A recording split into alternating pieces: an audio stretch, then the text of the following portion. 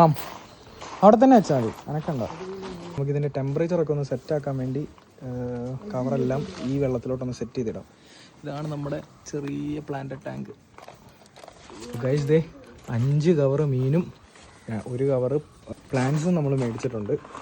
ഇതാണ് നമ്മുടെ ചെറിയ പ്ലാന്റ് ടാങ്ക്. നമ്മളിതിലേക്ക് ഫുള്ള് സെറ്റ് ചെയ്യാൻ പോകണം. ഒരു 10-15 മിനിറ്റ് കഴിയുമ്പോഴത്തേക്കും നമുക്കിതിനെല്ലാം ഇവിടെ അയച്ചു വിടാം. അപ്പോൾ ഗൈസ് ടെമ്പറേച്ചറൊക്കെ സെറ്റ് ആകാൻ വേണ്ടി നമ്മളൊരു 10-15 മിനിറ്റ് ഇട്ടു. അപ്പോൾ ഇതിനെ എടുത്ത് മാറ്റിയിട്ട് നമുക്ക് ആ പ്ലാന്റ് ആദ്യം ഇതിനകത്ത് സെറ്റ് ചെയ്യാം. അതെ അതെ. അപ്പോൾ ഈ ഒരു ചെട്ടി നമുക്ക് മാറ്റിയിട്ട് ഇതിനകത്തേക്ക് ഇറക്കി വെക്കാം. വേരൊക്കെ തനിയെ താഴോട്ട് പോയി അങ്ങ് വളർന്ന് പിടിച്ചോളും. അപ്പോൾ ഈ ഒരെണ്ണം കൂടി നമുക്ക് ഇതിലേക്ക് ഇറക്കി വെക്കാൻ പതിയെ.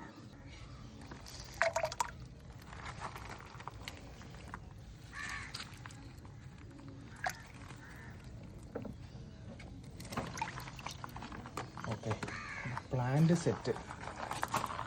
അണ്ടർ വാട്ടർ പ്ലാന്റും സെറ്റ്. ഇതിനെ ഓരോന്നായിട്ട് അഴിച്ചു വിടാം. സോ ഇത് ആൽബിനോ റെഡ് ആണ് ഗൈസ്.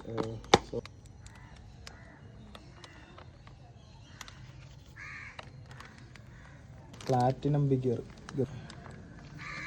ഗൈസ്. അപ്പോൾ ഫൈസീനെ കൊണ്ട് നമ്മുടെ പ്ലാറ്റീസിനെ, അതായത് ബലൂൺ പ്ലാറ്റീസിനെ ഇറക്കി വിടാം.